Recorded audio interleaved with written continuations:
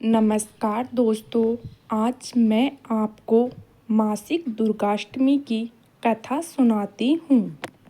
पौराणिक मान्यताओं के अनुसार प्राचीन काल में असुर दानव को महिषासुर नाम के एक पुत्र की प्राप्ति हुई, जिसके भीतर बचपन से ही अमर होने की प्रबल इच्छा थी।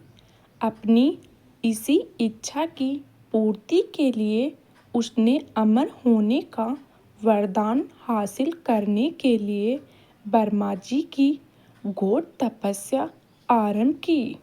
महिषासुर द्वारा की गई इस कठोर तपस्या से ब्रह्मा जी प्रसन्न हुए और उसे मनचाहा वरदान मांगने को कहा। ऐसे में महिषासुर, जो सिर्फ अमर होना चाहता था, उसने ब्रह्मा जी से वरदान मांगते हुए खुद को अमर करने के लिए उन्हें बाध्य कर दिया। परंतु ब्रह्मा जी ने महिषासुर को अमरता का वरदान देने की बात ये कहते हुए टाल दी कि जन्म के बाद मृत्यु और मृत्यु के बाद जन्म निश्चित है, इसलिए अमरता जैसी किसी बात का कोई अस्तित्व नहीं है। जिसके बाद ब्रह्मा जी की बात सुनकर महिषासुर ने उनसे एक अन्य वरदान मांगने की इच्छा जताई और कहा कि ठीक है स्वामी, यदि मृत्यु होना तय है तो मुझे ऐसा वरदान दे दीजिए कि मेरी मृत्यु किसी स्त्री के हाथों से हो। इसके अलावा अन्य कोई दैत्य, मानव या देवता कोई भी मेरा वध न कर पाए। जिसके बाद ब्रह्मा जी ने महिषासुर को दूसरा वरदान दे दिया। ब्रह्मा जी द्वारा वरदान प्राप्त करते ही महिषासुर अहंकार से अंधा हो गया और इसके साथ ही बढ़ गया उसका अन्याय। मौत के भय से मुक्त होकर उसने अपनी सेना के साथ पृथ्वी लोक पर आक्रमण कर दिया, जिससे धरती पर चारों तरफ से तबाही मच गई। उसके बल के आगे समस्त जीव और प्राणियों का जीना हराम हो गया। जिसके बाद पृथ्वी और पाताल लोक को अपने अधीन करने के बाद अहंकारी महिषासुर ने इंद्र लोक पर भी आक्रमण कर दिया, जिसमें उन्होंने इंद्र देवों को पराजित कर स्वर्ग पर भी कब्जा कर लिया। महिषासुर से परेशान होकर सभी देवी देवता त्रिदेवों अर्थात महादेव, ब्रह्मा और विष्णु के पास सहायता मांगने पहुँचे।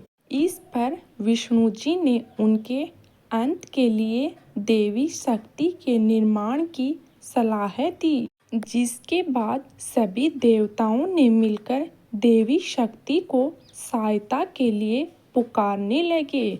इस पुकार को सुनकर सभी देवताओं के शक्ति में से निकले तेज ने एक अत्यंत खूबसूरत सुंदरी का निर्माण किया।